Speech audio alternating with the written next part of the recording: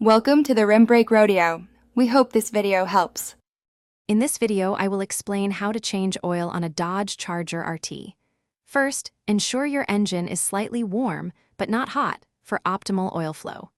Gather all your necessary tools, including a socket wrench, an oil filter wrench, and a drain pan. You'll also need about 7 quarts of 5W20 synthetic oil and a new oil filter. Safety is key, so properly lift your vehicle with a jack and secure it firmly on jack stands before starting any work underneath. Now that your Charger is safely elevated, locate the oil drain plug on the bottom of the oil pan. It's usually a single bolt. Place your drain pan directly underneath the plug to ensure you catch all the old oil.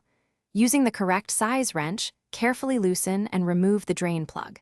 Allow ample time for all the old oil to completely drain from the engine, which can take several minutes. Once drained, replace the drain plug and tighten it securely. With the old oil drained and the plug reinstalled, it's time to replace the oil filter. Locate the old filter, typically near the front of the engine, and use your oil filter wrench to remove it. Be ready for a small amount of residual oil to spill. Before installing the new filter, apply a thin film of fresh oil to its rubber gasket.